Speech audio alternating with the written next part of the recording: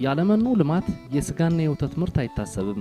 በተለይ የእንስሳትና አሳ ሀብት ዘርፉን ውጤታማ ለማድረግ ትልቁን አስተዋጽኦ የሚያበረክተው መኖን የማልማት ስራ ነው። በዚህም ቦርዶው ፕሮጀክቱ ባቀፋቸው 17 ቀበሌዎች ምርት ተሞክሮችን የማስፋት ስራዎች ተሰርተዋል። በዚህ በ2013 ያው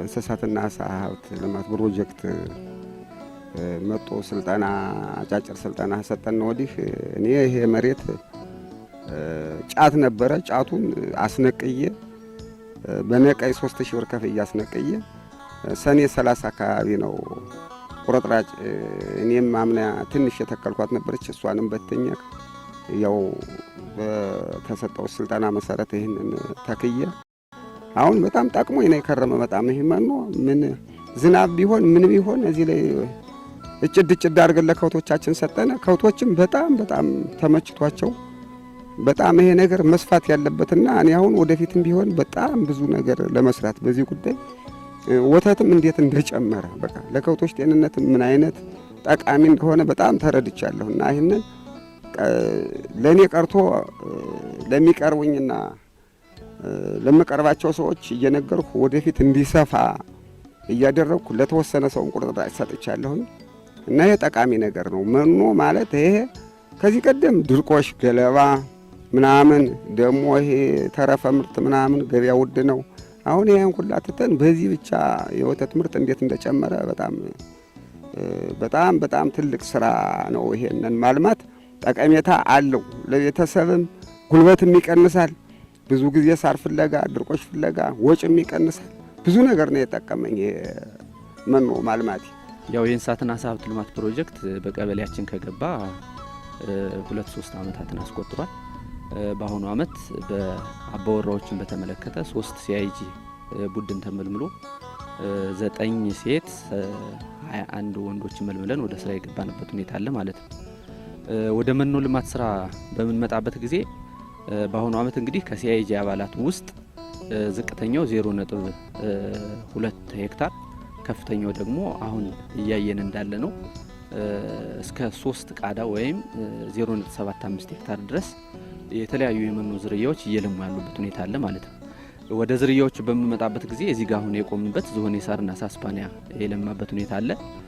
በሌላ መልኩ ደግሞ ሮደስ፣ ላብላብ፣ የላማተር እና መኖ ጓያ የሚባሉ እንዲሁም ሮደስ የሚባል የመኖ ዝርያዎች በከፍተኛ ሁኔታ በቀበሌያችን እየለሙ ያሉበት ሁኔታ ነው ያለ ማለት ነው። ከዛ በተጨማሪ ምንድነው ከሲአይጂ አባላት በተጨማሪ መጀመሪያ ተግባሩን ኤፍቲሲ ላይ ሰርቶ ማሳያ ስራዎችን ሰራን። ከዛ በኋላ በሲአይጂ አባላት አሁን በመታየት መልኩ ተሰራ።